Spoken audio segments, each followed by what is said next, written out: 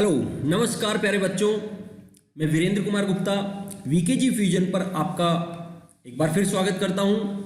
हम पृष्ठीय रसायन पढ़ रहे हैं। कक्षा 12 का पाठ 5 का टॉपिक है और पृष्ठीय रसायन में हमने सबसे पहले अधिशोषण वाला टॉपिक कंप्लीट कर लिया है और अधिशोषण के बाद अब हम आज पढ़ रहे हैं उत्प्रेरक और उसके प्रकार के बारे में तथा समांगी और विषमांगी उत्प्रेरण के बारे में हम जानकारी प्राप्त करेंगे। सबसे पहले बात हम करते हैं उत्प्रेरक की कि उत्प्रेरक क्या होता है। आपने छोटी कक्षाओं में पढ़ा हुआ है कि उत्प्रेरक वे पदार्थ होते हैं जो बहुत कम मात्रा में काम में आते हैं, पहली बात। दूसरी बात, रासायनिक अभिक्रिया के बाद उनमें किसी प्रकार का कोई परिवर्तन नहीं होता है, अर्थात वो अपरिवर्तित रहते हैं। और तीसरी बात कि उत्प्रेरक सिर्फ अभिक्रिया के वेग में परिवर्तन करते हैं, अभिक्रिया को शुरू नहीं करते हैं। वेग को कम या ज्यादा ये कर सकते हैं, लेकिन अभिक्रिया को शुरू करने का काम उत्प्रेरकों का नहीं है। ये तीन बातें उत्प्रेरक की बहुत महत्वपूर्ण है और इन तीन बातों पर ही आधारित इसकी परिभाषा है। इसकी परिभाषा हम देखें तो वे पदार्थ जिनमें रासायनिक परिवर्तन हुए बिना, अर्थात कोई रासायनिक चेंजेस इसमें नहीं होता है, कोई रासायनिक परिवर्तन हुए बिना ही वे रासायनिक अभिक्रिया के वेग को परिवर्तित कर देते हैं, यानी अभिक्रिया के वेग में परिवर्तन करते हैं, उन पदार्थों को उत्प्रेरक कहा जाता है। और यह क्रिया या ये जो गुणधर्म है इसको उत्प्रेरण कहा जाता है। तो उत्प्रेरक और उत्प्रेरण दोनों की बातें यहां पर आ जाती है एक साथ, दोनों की परिभाषाएं एक साथ हम यहां पर समझ लेते हैं। अच्छा, उत्प्रेरक शब्द पढ़ तो लिया अपन ने, समझ लिया, लेकिन इसका उपयोग सबसे पहले किसने किया? जी हाँ, बर्जीलियस ने 1835 में सबसे पहले उत्प्रेरक शब्द का उपयोग किया था। ये बर्जीलियस भाई साहब है। उत्प्रेरक किस प्रकार से अभिक्रिया के वेग में परिवर्तन करता है, एक उदाहरण से अपन समझते हैं। हमारे सामने यहां पर KClO3 है। KClO3 को हम बोलते हैं पोटेशियम क्लोरेट। पोटेशियम क्लोरेट है और इस पोटेशियम क्लोरेट का उत्प्रेरक की अनुपस्थिति में यदि हम अभिक्रिया करते हैं, गर्म करते हैं 600 डिग्री सेल्सियस पर जाकर के यह टूटता है और हमारे को पोटेशियम क्लोराइड और ऑक्सीजन गैस प्राप्त होती है। यह ऑक्सीजन प्राप्त करने की प्रयोगशाला विधियों में से एक है। तो एक तो यदि बिना उत्प्रेरक के हम ऑक्सीजन प्राप्त करना चाहें KClO3 अर्थात पोटेशियम क्लोरेट से, तो हमारे को टेम्परेचर देना पड़ेगा 600 डिग्री सेल्सियस, या केल्विन में अपन बोले तो 873 केल्विन टेम्परेचर हमारे को देना पड़ेगा। वैसे बच्चों आप समझते होंगे कि डिग्री सेल्सियस को हम केल्विन में परिवर्तित करें तो उसके लिए हमारे को डिग्री सेल्सियस में 273 जोड़ने पड़ेंगे, तब जाके वो केल्विन में परिवर्तित हो जाता है। तो 600 में यदि 273 जोड़ते हैं तो हो जाते हैं 873। तो हम 600 डिग्री सेल्सियस बोले या 873 केल्विन बोले, बात एक ही है। लेकिन यदि हम इसमें डाल दें उत्प्रेरक मैग्नीज डाइऑक्साइड, तो मैग्नीज डाइऑक्साइड की उपस्थिति में यही अभिक्रिया हम वापस करवाते हैं, KClO3 को गर्म करते हैं और ऑक्सीजन गैस प्राप्त करते हैं, तो अब MnO2 की उपस्थिति में हमारे को सिर्फ देना पड़ता है 338 डिग्री सेल्सियस टेम्परेचर, या हम बोले 609 केल्विन ताप पर ही हमारे को ऑक्सीजन यहां पर प्राप्त हो जाती है। तो इस प्रकार से उत्प्रेरक की उपस्थिति में अभिक्रिया आसानी से, जल्दी और कम ताप पर ही संपन्न हो जाती है। लेकिन सवाल अभी भी वैसे के वैसे बना हुआ है कि उत्प्रेरक ऐसा क्या करता है, ऐसी क्या विशेषता है जिससे अभिक्रिया कम ताप पर ही और आसानी से संपन्न हो जाती है। तो इसको समझने के लिए हम एक ग्राफ देखते हैं। आप जानते हैं कि किसी भी अभिक्रिया तब तक नहीं होती है जब तक कि उसको सक्रियण ऊर्जा प्राप्त न हो जाए। किसी भी अभिकारक को सक्रियण ऊर्जा मिल जाएगी तब उसके बाद वो उत्पाद में आसानी से परिवर्तित हो जाता है। अब यहां इस ग्राफ में हम समझने का प्रयास करते हैं। इस जगह पर अभिकारक है, जो भी है, दो तरह के ग्राफ यहां बन रहे हैं, एक बिना उत्प्रेरक के और एक उत्प्रेरक के साथ। जब बिना उत्प्रेरक के है तो देखिए अभिकारक की ऊर्जा भी यहां पर इतनी है और बिना उत्प्रेरक के हो रहा है तो इतनी सक्रियण ऊर्जा की आवश्यकता पड़ रही है। यहां ऊपर तक इतनी सक्रियण ऊर्जा यहां पर हमारे को मिलेगी, तब जाकर के फिर अभिकारक उत्पाद में परिवर्तित होता है। ये ठीक वैसे ही है जैसे एक गांव से दूसरे गांव जाना है, बीच में पहाड़ आ गया तो पहले पहाड़ को चढ़ना पड़ेगा और फिर उतर करके दूसरे गांव में हम पहुंचते हैं। उसी प्रकार से अभिकारक से उत्पाद बनाना है तो पहले हमारे को सक्रियण ऊर्जा प्राप्त करनी पड़ेगी यहाँ पर, और सक्रियण ऊर्जा मिलने के बाद फिर हम आसानी से उत्पाद प्राप्त कर सकते हैं। लेकिन जब हम उत्प्रेरक का उपयोग करते हैं तो आप देख सकते हैं कि सक्रियण ऊर्जा के मान में बहुत ज़्यादा कमी आ गई है। पहले की तुलना में सक्रियण ऊर्जा कम हो गई है, अर्थात कम ऊर्जा पर, कम ताप पर ही अभिकारक उत्पाद में परिवर्तित हो जाता है। तो इस प्रकार से ये उत्प्रेरक क्रिया करते हैं और हमारे को उत्पाद प्राप्त होते हैं। अब दो शब्दों पर हम फोकस करेंगे, बहुत इंपॉर्टेंट है, आपको ध्यान से समझना है। एक है उत्प्रेरक वर्धक और एक है उत्प्रेरक विष। नाम से पता चल रहा है उत्प्रेरक वर्धक। उत्प्रेरक वर्धक वे पदार्थ होते हैं जो उत्प्रेरक की क्रियाशीलता को बढ़ा देते हैं। उत्प्रेरक की क्रियाशीलता को बढ़ाने वाले रासायनिक पदार्थों को ही उत्प्रेरक वर्धक कहा जाता है। बड़ी आसान सी परिभाषा है। तो उत्प्रेरक वर्धक वे पदार्थ होते हैं जो रासायनिक अभिक्रिया में उत्प्रेरक की क्रियाशीलता को बढ़ा देते हैं। उत्प्रेरक वर्धक का हम उदाहरण देखें तो हेबर प्रक्रम में नाइट्रोजन और हाइड्रोजन आपस में क्रिया करके अमोनिया का निर्माण करते हैं। यहां पर उत्प्रेरक के रूप में हम Fe का उपयोग करते हैं, आयरन का। Fe के साथ साथ हम यहाँ पर मोलिब्डेनम भी लेते हैं। यहाँ Fe उत्प्रेरक होता है, जबकि मोलिब्डेनम यहाँ पर उत्प्रेरक वर्धक की तरह काम करता है। अर्थात ये मोलिब्डेनम जो है इस उत्प्रेरक की क्रियाशीलता में वृद्धि कर देता है, जिससे अभिक्रिया आसानी से संपन्न हो जाती है। इसी प्रकार से बात करें, वे पदार्थ जो उत्प्रेरक की क्रियाशीलता को कम या बंद कर दें या उसको बिल्कुल क्रियाशीलता को ही खत्म कर देते हैं, उन पदार्थों को उत्प्रेरक विष कहा जाता है। जैसे रोजेनमुंड अभिक्रिया है। इस रोजेनमुंड अभिक्रिया में हमने यहां पर लिया बेंजोयल क्लोराइड। क्या नाम है बच्चों? Benzoyl chloride. ये बेंजोयल क्लोराइड का अपचयन करवाते हैं हाइड्रोजन के द्वारा, और अपचयन करने के लिए हम उत्प्रेरक लेते हैं यहाँ पैलेडियम, यानी उत्प्रेरक होता है पैलेडियम। लेकिन इस पैलेडियम के साथ साथ हम एक उत्प्रेरक विष भी मिलाते हैं जो है बेरियम सल्फेट। तो यहाँ ये बेरियम सल्फेट और पैलेडियम दोनों अपन ले रहे हैं, लेकिन ध्यान रखना पैलेडियम यहाँ पर उत्प्रेरक का काम करता है, लेकिन बेरियम सल्फेट यहाँ पर उत्प्रेरक विष की तरह कार्य करता है। तो यहाँ बेरियम सल्फेट उत्प्रेरक विष होता है। अब ये उत्प्रेरक विष कैसे काम करता है? देखिए, ये उदाहरण इधर दिया हुआ है। यहाँ पर आप देख रहे हैं कि ये जो नीले रंग के डॉट दिखाई दे रहे हैं आपको, ये नीले रंग के डॉट सक्रिय बिंदु है, सक्रिय बिंदु है उत्प्रेरक के।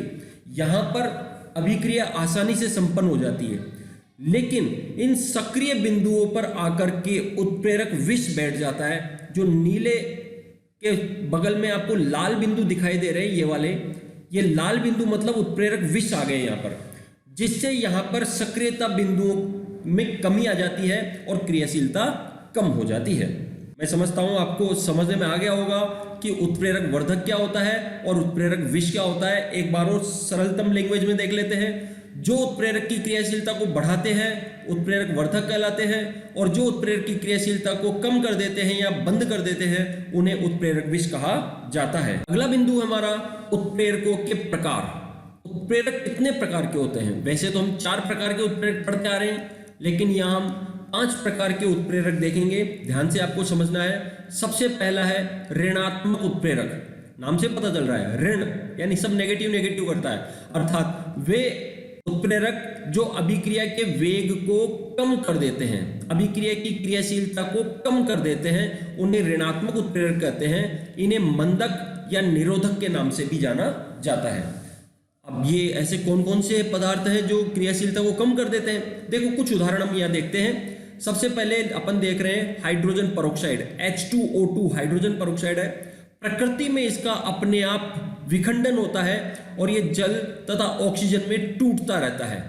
अब H2O2 को हमारे को संभाल के रखना है, इसको टूटने नहीं देना है। तो इसके लिए हम क्या करते हैं, H2O2 में कुछ मात्रा में ग्लिसरीन मिलाकर रख देते हैं। ग्लिसरीन क्या करती है? इसके विघटन को कम कर देती है, अर्थात इसकी क्रियाशीलता को कम कर देती है, जिसके कारण H2O2 सुरक्षित रखा रहता है। इसी प्रकार से हम देखें पेट्रोल का अपस्फोटन रोकने के लिए टेट्राएथिल लेड का उपयोग करते हैं और टेट्राएथिल लेड अपस्फोटन रोधी के रूप में भी जाना जाता है। अपस्फोटन रोधी भी इसको कहा जाता है, इसीलिए पेट्रोल का अपस्फोटन रोकने के लिए टेट्राएथिल लेड का उपयोग किया जाता है, अर्थात क्रियाशीलता को यहां भी क्या कर रहा है, कम कर रहा है। एक और उदाहरण हम समझ लेते हैं। सोडियम सल्फाइड का ऑक्सीकरण एथिल अल्कोहल की उपस्थिति में बहुत कम हो जाता है। देखिए सोडियम सल्फाइड है Na2SO3, वायुमंडल की ऑक्सीजन के साथ क्रिया करके ये Na2SO4 में परिवर्तित होता रहता है। हमारे को सोडियम सल्फाइड ही चाहिए, सल्फेट नहीं चाहिए, यानी इसका ऑक्सीकरण रोकना है और ऑक्सीकरण रोकने के लिए सोडियम सल्फाइड में हम कुछ मात्रा में मिला देते हैं एथिल अल्कोहल, जो इसकी क्रियाशीलता को कम कर देता है, इसके ऑक्सीकरण को रोक देता है। तो इस तरह से ये जितने भी उदाहरण हम देखे हैं, चाहे ग्लिसरीन है, चाहे टेट्राएथिल लेड है, चाहे एथिल अल्कोहल है, ये ऋणात्मक उत्प्रेरक की तरह कार्य करते हैं। अब बात करते हैं अपन धनात्मक उत्प्रेरक। धन पॉजिटिव ही पॉजिटिव है, अर्थात वे पदार्थ जो अभिक्रिया के वेग को बढ़ा देते हैं। जाहिर सी बात है, जो अभिक्रिया की क्रियाशीलता बढ़ा देंगे या उसके वेग को बढ़ा देंगे, उन उत्प्रेरकों को धनात्मक उत्प्रेरक कहा जाता है। बहुत आसान है बच्चों, ज्यादा दिक्कत आपको नहीं आएगी, सिंपल सी लैंग्वेज में मैं आपको समझाने का प्रयास कर रहा हूं। अब धनात्मक उत्प्रेरक का उदाहरण हम देखें तो हाइड्रोजन पेरोक्साइड की बिना उत्प्रेरक के सक्रियण ऊर्जा होती है 76 किलो जूल प्रति मोल। 76 किलो जूल प्रति मोल होती है, जबकि प्लेटिनम उत्प्रेरक के साथ यह 57 किलो जूल प्रति मोल ही होती है। हाइड्रोजन पेरोक्साइड का जो विघटन है वो विघटन प्लेटिनम उत्प्रेरक की उपस्थिति में और तेजी से हो जाता है। हाइड्रोजन पेरोक्साइड में अभी अपने ऊपर देखा, ग्लिसरीन मिलाकर तो इसकी क्रियाशीलता कम कर देते हैं, विघटन को कम कर देते हैं, लेकिन यदि इसके विघटन को बढ़ाना हो हमारे को तो प्लेटिनम उत्प्रेरक उसमें मिला देते हैं, जिससे वह तेजी से विघटित होता है, अर्थात विघटन की क्रियाशीलता को प्लेटिनम बढ़ा देता है। इसी प्रकार से अपन ने अभी कुछ देर पहले देखा था potassium chlorate KClO3, manganese dioxide की उपस्थिति में इसको गर्म किया जाता है तो आसानी से KCl और हमारे को ऑक्सीजन प्राप्त हो जाती है। तीसरा बात करते हैं हम स्वतः उत्प्रेरक। स्वतः, नाम से पता चल रहा है ना, स्वतः मतलब अपने आप, खुद ही उत्प्रेरक के समान व्यवहार करने लग जाए तो वो स्वतः उत्प्रेरक है। जैसे हम देखें कि कोई अभिक्रिया हो रही है, उस अभिक्रिया में कोई उत्पाद बन रहा है, वो उत्पाद खुद ही उत्प्रेरक की तरह कार्य करने लग जाता है, तो उसे हम स्वतः उत्प्रेरक कहते हैं। अब उत्प्रेरक, स्वतः उत्प्रेरक, जैसे एस्टर का जल अपघटन करते हैं, ये एस्टर है, इस एस्टर का नाम भैया सोचिए जरा जल्दी से और दिमाग में लगाइए, ये है एथिल एसीटेट। क्या नाम है इसका बच्चों? Ethyl acetate. एथिल एसीटेट का हम जल अपघटन करते हैं, एस्टर है, जल अपघटन करते हैं, एस्टर के जल अपघटन से हमारे को अम्ल और अल्कोहल प्राप्त होते हैं, तो यहां पर एसिटिक अम्ल और एथिल अल्कोहल हमारे को मिल गया है। अब यहां जो अम्ल बना है ना, ये अम्ल खुद ही उत्प्रेरक के समान व्यवहार करने लग जाता है। तो शुरू में तो अभिक्रिया की दर कम होती है, नो डाउट, क्योंकि अम्ल नहीं है, लेकिन जैसे जैसे हमारे को अम्ल प्राप्त होता है, अम्ल प्राप्त होने के साथ साथ उत्प्रेरक बनने लग गया एक तरह से, और उत्प्रेरक बनने लग गया तो अभिक्रिया का वेग बढ़ता जाता है और अभिक्रिया तीव्र गति से होने लग जाती है। इसी प्रकार से दूसरा उदाहरण देखें हम, ऑक्सैलिक अम्ल। ऑक्सैलिक अम्ल होता है H2C2O4, ये ऑक्सैलिक अम्ल। ऑक्सैलिक अम्ल की केमनोफोर के साथ अभिक्रिया करवा रहे हैं, साथ में हम H2SO4 ले रहे हैं, तो ऑक्सैलिक अम्ल, पोटेशियम परमैंगनेट और सल्फ्यूरिक अम्ल, ये तीनों जब अभिक्रिया करते हैं तो हमारे को एक उत्पाद साथ में मिलता है, मैग्नीज सल्फेट।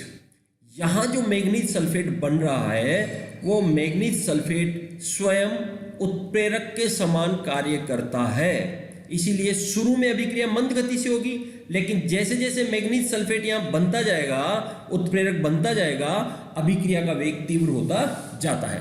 तो ये दोनों स्वतः उत्प्रेरक के उदाहरण हो गए। अब हम बात करते हैं जैव उत्प्रेरक की। हालांकि जैव उत्प्रेरक के बारे में हम आगे डिटेल से पढ़ेंगे, लेकिन नाम से पता चल रहा है जैव। जैव मतलब सजीव। सजीवों के शरीर में यदि कोई पदार्थ उत्प्रेरक के समान व्यवहार कर रहा है तो वो कहलाएगा जैव उत्प्रेरक।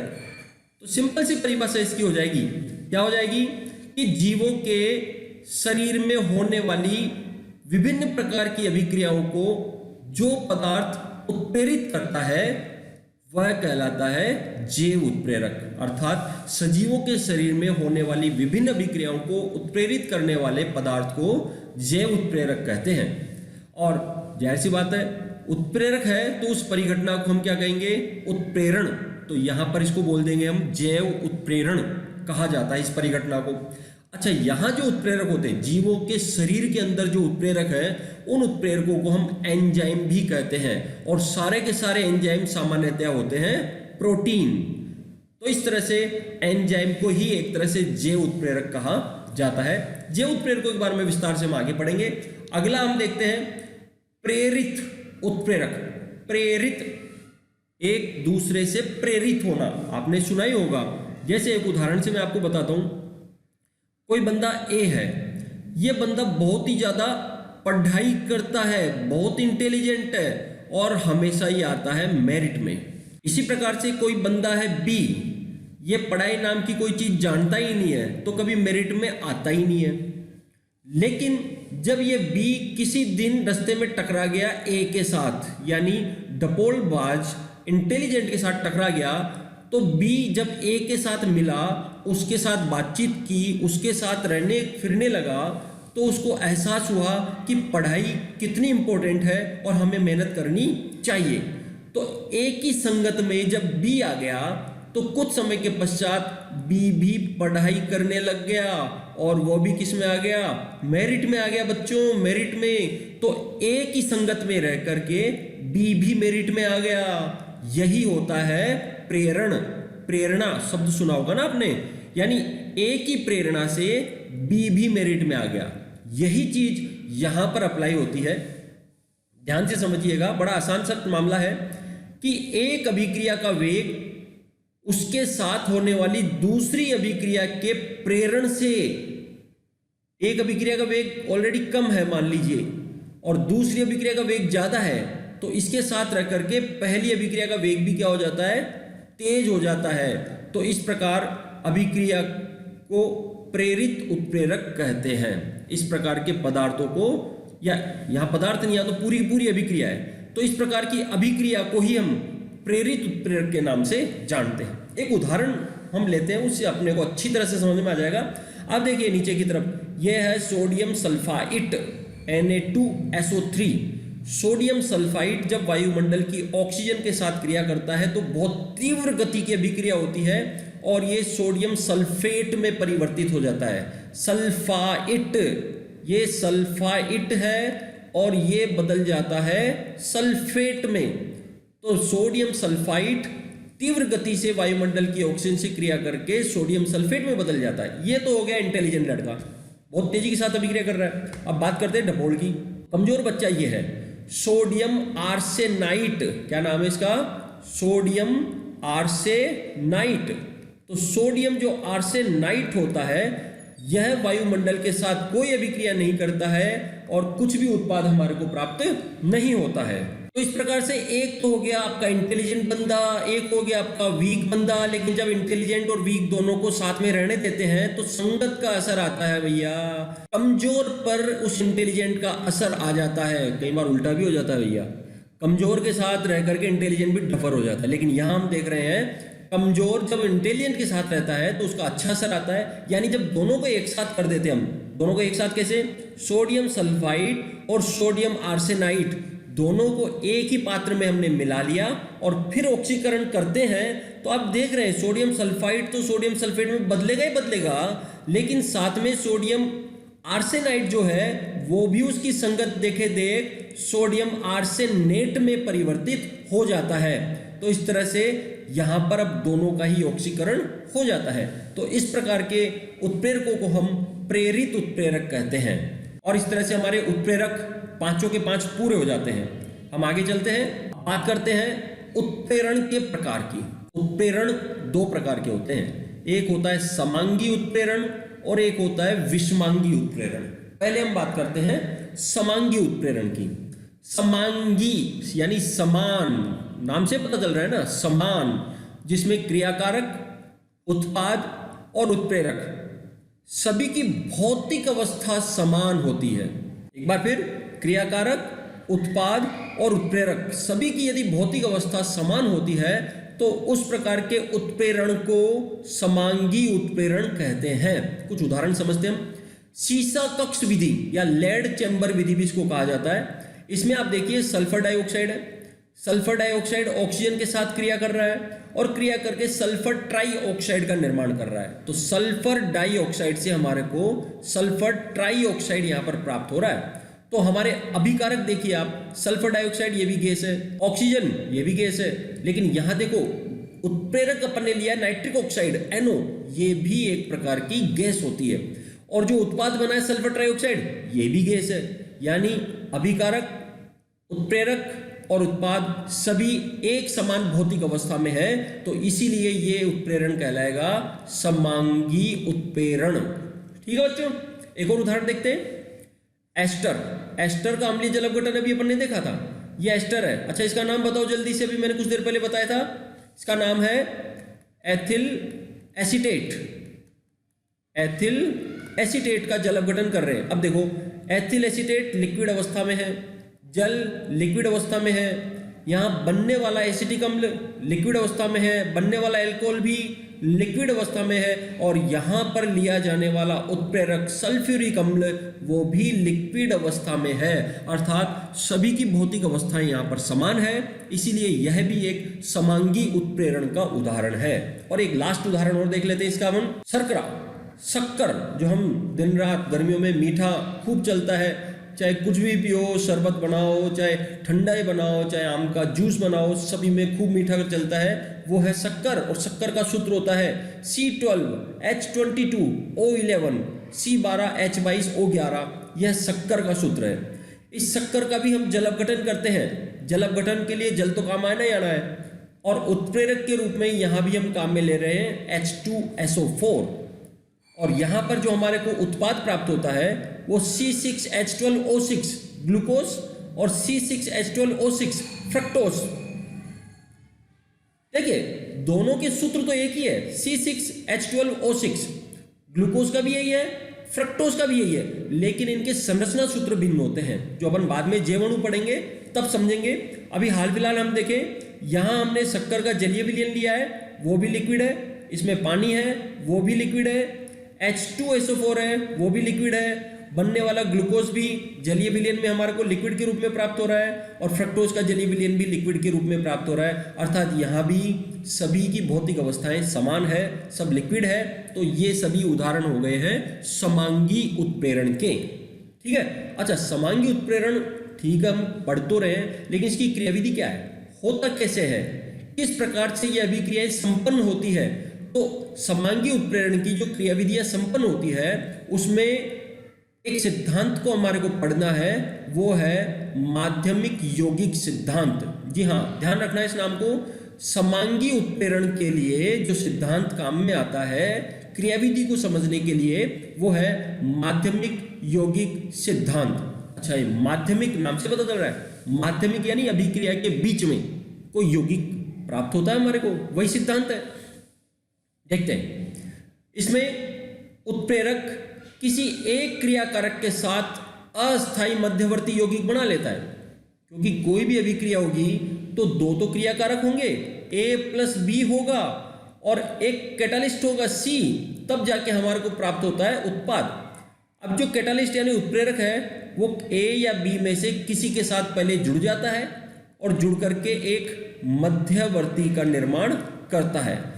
फिर ये जो मध्यवर्ती बना ये दूसरे अभिकारक के साथ क्रिया करके और उत्पाद बना देता है AB, और हमारे को उत्प्रेरक वापस प्राप्त हो जाता है। ये बात आपको ध्यान में रखनी है। तो जो दूसरा अभिकारक है उससे फिर वो मध्यवर्ती क्रिया करके और उत्पाद बना लेता है। अब यहां देखिए, क्यों मध्यवर्ती का निर्माण होता है, उसका एक ही कारण है, क्योंकि मध्यवर्ती के निर्माण में सक्रियण ऊर्जा की आवश्यकता कम पड़ती है, यानी कम सक्रियण ऊर्जा में ही मध्यवर्ती का निर्माण हो जाता है, जिससे अभिक्रिया बहुत तीव्र गति से संपन्न हो जाती है। तो आपको ये चीज ध्यान रखनी है। इसके भी एक दो उदाहरण हम देख लेते हैं। सबसे पहले देखिए, अभिक्रिया क्या है। अभिक्रिया हमारी है कि सल्फर डाइऑक्साइड ऑक्सीजन के साथ नाइट्रिक ऑक्साइड की उत्प्रेरक की उपस्थिति में क्रिया करके और सल्फर ट्राइऑक्साइड बनाता है। ये तो अभिक्रिया होगी, पूरी अभिक्रिया। लेकिन इसकी क्रियाविधि क्या होती है? क्रियाविधि में क्या होता है, जो उत्प्रेरक है वो उत्प्रेरक भाई साहब पहले एक अभिकारक, कौन सा? ऑक्सीजन। नाइट्रिक ऑक्साइड जो उत्प्रेरक है वो अभिकारक ऑक्सीजन से क्रिया करके पहले नाइट्रोजन डाइऑक्साइड एक मध्यवर्ती बना लेते हैं, और फिर वो जो नाइट्रोजन डाइऑक्साइड मध्यवर्ती है वो फिर दूसरे अभिकारक अर्थात सल्फर डाइऑक्साइड के साथ क्रिया करता है, और जो ऑक्सीजन लिया था वो उसको वापस लौटा देता है, जिससे वो सल्फर ट्राइऑक्साइड में बदल जाएगा और हमारे को उत्प्रेरक नाइट्रिक ऑक्साइड वापस ऐसे कैसे प्राप्त हो जाता है। तो इस प्रकार से मध्यवर्ती यौगिक बना करके और फिर उत्पाद हमारे को यहाँ पर प्राप्त होता है। यही माध्यमिक यौगिक सिद्धांत या मध्यवर्ती यौगिक सिद्धांत कहलाता है। एक उदाहरण और देख लेते हैं। इसकी क्रियाविधि का नाम है विलियमसन ईथर संश्लेषण विधि या विलियमसन सतत ईथरीकरण जिसको बोलते हैं। इसमें दो एल्कोहल है, एथिल अल्कोहल। देखो मैं आपको इधर समझाता हूं। C2H5OH एक एथिल अल्कोहल ये हो गया, OH C2H5 दूसरा एथिल अल्कोहल ये हो गया। दो एथिल अल्कोहल जब आपस में मिलते हैं तो इनका होता है निर्जलीकरण, जल बाहर निकल जाता है H2O, और ये C2H5O दूसरे C2H5 के साथ जुड़ करके और बना लेता है ईथर। तो इस तरह से ईथर का निर्माण होता है, इसे हम विलियमसन सतत ईथरीकरण कहते हैं। तो यहां पर देखिए दो अल्कोहल आपस में क्रिया करते हैं। इस तरह से मैंने अभी बताया निर्जलीकरण की प्रक्रिया होती है, और निर्जलीकरण के द्वारा जल बाहर निकल जाता है और हमारे को डाई एथिल ईथर प्राप्त होता है। क्या नाम है? डाई एथिल ईथर है इसका नाम, या एथॉक्सी एथेन भी इसको कहा जाता है। तो ये प्रक्रिया होती है, लेकिन ये प्रक्रिया इतनी आसानी से नहीं होती है, क्योंकि यहां भी उत्प्रेरक जो होता है H2SO4 वो पहले एक अभिकारक यानी अल्कोहल या तो अभिकारक H2SO4 पहले C2H5OH के साथ अभिक्रिया करता है और एक मध्यवर्ती का निर्माण करता है। इस मध्यवर्ती का नाम है ethyl hydrogen sulphate. Ethyl hydrogen sulphate एक मध्यवर्ती यौगिक यहां पर बनता है, और फिर यह मध्यवर्ती यौगिक दूसरे अल्कोहल के साथ क्रिया करता है और हमारे को डाई एथिल ईथर और H2SO4 वापस प्राप्त हो जाता है। तो इस तरह से ये माध्यमिक यौगिक सिद्धांत है। माध्यमिक यौगिक सिद्धांत समांगी उत्प्रेरण पर तो लागू हो रहा है, लेकिन विषमांगी उत्प्रेरण की क्रियाविधि को समझाने में यह सफल नहीं रहा है। साथ ही साथ उत्प्रेरक वर्धक और उत्प्रेरक विष जो हमने अभी कुछ देर पहले पढ़े हैं, वो किस प्रकार से क्रियाशीलता को बढ़ाते हैं या घटाते हैं, कम करते हैं, उसकी क्रियाविधि हम माध्यमिक यौगिक सिद्धांत से नहीं बता सकते हैं। और साथ ही साथ हमने पढ़ा कि उत्प्रेरक में सक्रिय केंद्र होते हैं, तो यहाँ उत्प्रेरक के सक्रिय केंद्रों का तो कोई महत्व ही नहीं रहा, कोई बात ही नहीं हुई, चर्चा ही नहीं छिड़ी सक्रिय केंद्र है भी कि नहीं है। तो इन तीनों बातों का स्पष्टीकरण माध्यमिक यौगिक सिद्धांत नहीं दे पाता है, इसीलिए फिर हमारे को नए सिद्धांत की आवश्यकता पड़ी। लेकिन वो नया सिद्धांत हम पढ़ेंगे, उससे पहले हम बात कर लेते हैं विषमांगी उत्प्रेरण की। विषमांगी उत्प्रेरण हमसे पता चल रहा है, विषम यानी अलग अलग। बस जब क्रियाकारक उत्प्रेरक सभी भिन्न भिन्न भौतिक अवस्थाओं में होते हैं तो उसे विषमांगी उत्प्रेरण कहते हैं। बड़ा आसान है। समांगी में तो हम देख रहे थे सभी की भौतिक अवस्थाएं समान थी, विषमांगी में हम देख रहे हैं सभी की भौतिक अवस्थाएं अलग अलग होती है, यानी एक न एक की तो भौतिक अवस्था भिन्न होनी ही होनी है। देखो दो तीन उदाहरण से इसको भी समझते हैं। सबसे पहले सल्फर डाइऑक्साइड का ऑक्सीकरण कर रहे हैं और सल्फर ट्राइऑक्साइड बना रहे हैं। अब हमने उत्प्रेरक बदल दिया भैया, अब हमने उत्प्रेरक ले लिया यहाँ प्लेटिनम। प्लेटिनम धातु के द्वारा भी हम ये काम कर सकते हैं। तो अब आप देखिए यहाँ पे समझिए, सल्फर डाइऑक्साइड आपकी एक गैस है, ऑक्सीजन भी आपकी एक गैस है, बनने वाला उत्पाद भी आपकी एक गैस है, लेकिन जो उत्प्रेरक आपने लिया है वो उत्प्रेरक आपका सॉलिड अवस्था में है, ठोस अवस्था में है, यानी भौतिक अवस्थाएं अलग अलग है। इसीलिए यहां जो उत्प्रेरण होगा वो कहलाएगा विषमांगी उत्प्रेरण। क्या कहलाएगा बच्चों? विषमांगी उत्प्रेरण। ये विषमांगी उत्प्रेरण होगा। एक और उदाहरण से अपन देखते हैं। हैबर का प्रक्रम जो अपन ने देखा भी है, नाइट्रोजन और हाइड्रोजन क्रिया करके अमोनिया का निर्माण कर रहे हैं यहाँ पर। नाइट्रोजन यहाँ पर एक गैस के रूप में है, हाइड्रोजन गैस के रूप में है, अमोनिया भी गैस के रूप में है। लेकिन देखिए जो उत्प्रेरक हमने लिया है लोहा, आयरन, वो सॉलिड अवस्था में है, ठोस अवस्था में है हैबर प्रक्रम के अंदर। तो यहाँ भी भौतिक अवस्थाएं अलग अलग है, इसीलिए हैबर प्रक्रम भी एक विषमांगी उत्प्रेरण है। इसी प्रकार से एक उदाहरण और अपन लेते हैं, ओस्टवाल्ड प्रक्रम। ओस्टवाल्ड प्रक्रम में क्या होता है, अमोनिया ऑक्सीजन के साथ क्रिया करती है और नाइट्रिक ऑक्साइड और जल का निर्माण करती है। यह जो प्रक्रिया है इसमें भी हम प्लेटिनम उत्प्रेरक के रूप में ले रहे हैं। यहाँ अमोनिया भी गैस है, ऑक्सीजन भी गैस है, नाइट्रिक ऑक्साइड भी गैस है और जल भी गैस के रूप में ही प्राप्त होता है यहाँ पे जल वाष्प के रूप में। लेकिन यहाँ उत्प्रेरक हमारा ठोस अवस्था में है, तो यह भी उदाहरण हो गया विषमांगी उत्प्रेरण का। और एक लास्ट, वनस्पति तेल। देखिए वनस्पति तेल असंतृप्त प्रकृति के होते हैं। असंतृप्त मतलब एल्कीन एल्काइन के रूप में होते हैं। उनका हाइड्रोजनीकरण करवाया जाता है तो उनके द्विबंध और त्रिबंध एकल बंध में परिवर्तित हो जाते हैं और एकल बंध में परिवर्तित होकर के वो बन जाता है वनस्पति घी। अर्थात जो घी होता है वो संतृप्त प्रकार का हाइड्रोकार्बन है, एल्केन प्रकृति का होता है। तो असंतृप्त से संतृप्त में यह बदल जाता है।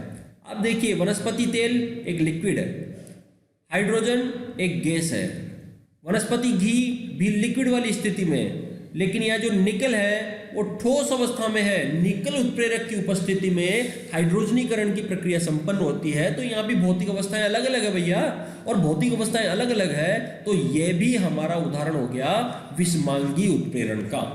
ठीक है, चलो विषमांगी उत्प्रेरण भी हो गया।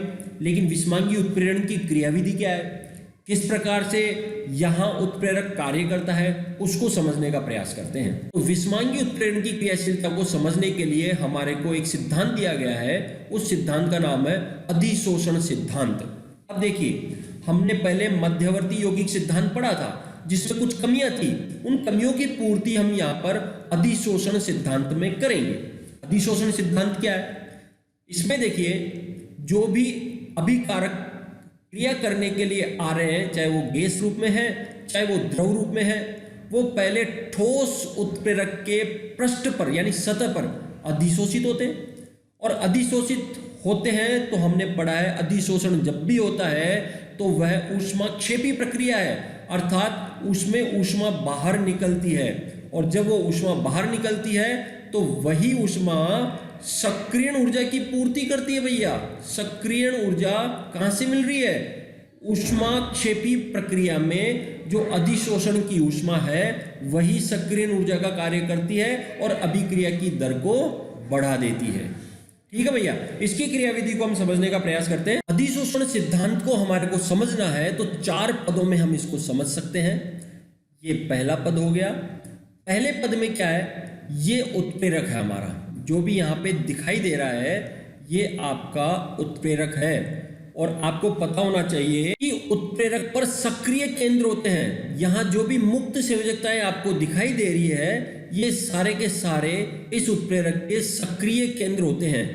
जितने ज्यादा सक्रिय केंद्र होंगे उत्प्रेरक की क्रियाशीलता उतनी ही ज्यादा अच्छी होती है। तो पहली स्टेप में हम देखें कि जो भी अभिकारक है ए और बी, ये अभिकारक उत्प्रेरक की तरफ विस्तृत होते हैं। पहले चरण में अभिकारी अणु उत्प्रेरक की मुक्त संयोजकताओं की तरफ विस्तृत होते हैं। तो आप देख सकते हैं ए और बी जो है उत्प्रेरक की मुक्त संयोजकताओं की तरफ विस्तृत हो रहे हैं, यानी उसकी तरफ गति कर रहे हैं। फिर हम दूसरे पॉइंट की बात करें तो दूसरे पॉइंट में अभिकारक ए और बी उत्प्रेरक की मुक्त संयोजकताओं पर अधिशोषित हो जाते हैं, जुड़ जाते हैं वहां पर। और फिर तीसरे स्टेप में हम चले तो जो ए और बी उत्प्रेरक की मुक्त संयोजकताओं पर जुड़ गए हैं वो आपस में बंध बना करके जुड़ जाते हैं। तो यहां हम देख सकते हैं ए और बी में बंध बन चुका है और यहां एक मध्यवर्ती यौगिक का निर्माण हो जाता है। जैसे ये मध्यवर्ती यौगिक बनता है फिर चौथी स्टेप में ये बना हुआ जो उत्पाद है ए और बी, यह उत्प्रेरक की मुक्त संयोजकताओं को छोड़कर और दूर विस्तृत हो जाता है। दूर विस्तृत हो जाएगा तो इस उत्प्रेरक की संयोजकताएं वापस खाली हो गई है। जिससे अब नए अभिकारकों के लिए यह स्वतंत्र हो जाती है और इस तरह से उत्प्रेरक की थोड़ी सी मात्रा में ही बहुत सारे उत्पादों को हम प्राप्त कर सकते हैं। तो ये अधिशोषण सिद्धांत है, आसान से आसान तरीके से मैंने समझाने का प्रयास किया है। अब इस अधिशोषण सिद्धांत के तहत कुछ प्रमुख बिंदुओं को हम देख लेते हैं। सबसे पहला बिंदु है, आप सब जानते हैं कि उत्प्रेरक की सतह पर बार बार अधिशोषण और विशोषण होता है, अतः अभिक्रिया में उत्प्रेरक की बहुत ही कम मात्रा ही पर्याप्त रहती है। हमने अभी अभी देखा है इस बात को। दूसरा बिंदु है, विशोषण के बाद उत्प्रेरक की सतह अपरिवर्तित रहती है, संयोजकताएं वैसे के वैसे मुक्त हो जाती है, उत्प्रेरक में कोई चेंजेस नहीं होता है, इसका द्रव्यमान भी वही रहता है और इसका संगठन भी वैसा का वैसा ही रहता है। तीसरी बात, जब क्रियाकारक उत्प्रेरक की सतह पर रासायनिक बंधों से जुड़ जाते हैं, क्योंकि अधिशोषित होते और अधिशोषण होता है तो उसमें रासायनिक बंधों का यहाँ पर निर्माण होता है, और जब अधिशोषण होता है तो आपको पता होना चाहिए कि अधिशोषण ऊर्जा मुक्त होती है, और जो अधिशोषण मुक्त ऊर्जा होती है वही अभिक्रिया में सक्रियण ऊर्जा की पूर्ति करती है। मैंने अभी अभी बताया आपको, जिससे अभिक्रिया तेज गति से संपन्न हो जाती है। फिर अगला, उत्प्रेरक विष उत्प्रेरक की सतह से जुड़ जाते हैं, जिससे अभिकारकों के अणु उत्प्रेरक की सतह पर अधिशोषित नहीं हो पाते हैं। देखिए इसको अपन समझते हैं। ये मैंने बताया, जैसे यहाँ पर आप देखिए ये एक उत्प्रेरक है। अब इसकी सतह पर यदि यहाँ उत्प्रेरक विष आकर के जुड़ जाएंगे, जैसे यहाँ पे मैंने हरे रंग के गोल गोल विष जोड़ दिए हैं, विष आकर के जुड़ गया तो अब अभिकारक यहाँ पर आकर नहीं जुड़ पाएगा, तो फिर इसकी क्रियाशीलता अपने आप ही क्या हो गई, कम। तो इस तरह से अभिक्रियाशीलता कम हो जाती है। कब? जब उत्प्रेरक विष उत्प्रेरक की सतह पर आ जाता है। बात करते हैं अंतिम बिंदु की। उत्प्रेरक वर्धक जो होता है वो उत्प्रेरक की सतह पर जुड़कर सक्रिय केंद्रों की संख्या में वृद्धि कर लेता है।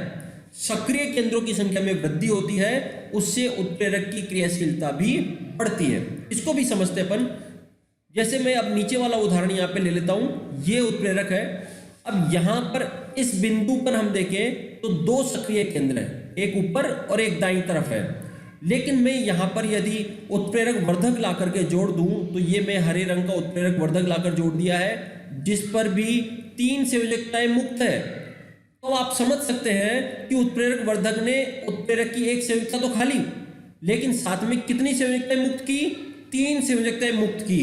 तो अब इन 3 संयोजकताओं पर अभिकारक आकर के और जुड़ सकते हैं और उत्पाद में परिवर्तित कर सकते हैं। यानी एक उत्प्रेरक वर्धक जुड़ता है तो क्रियाशीलता 3 गुना यहाँ पर बढ़ रही है, आप समझ सकते हैं। तो इस प्रकार से हम देखते हैं कि उत्प्रेरक वर्धक की उपस्थिति में सक्रिय केंद्रों की संख्या बढ़ती है और उत्प्रेरक की क्रियाशीलता भी बढ़ जाती है। उम्मीद करता हूं आपको यहाँ तक बहुत अच्छी तरह से समझने में आया होगा, और इसी प्रकार के टॉपिक देखते रहने के लिए हमारे चैनल को सब्सक्राइब कीजिए, चैनल को लाइक कीजिए और इसको शेयर जरूर कीजिए, जिससे हर बच्चे तक ये पहुंच सके और इतने आसान तरीके से उनको जो भी टॉपिक मैं पढ़ा रहा हूं वो आसानी से समझने में आ जाए।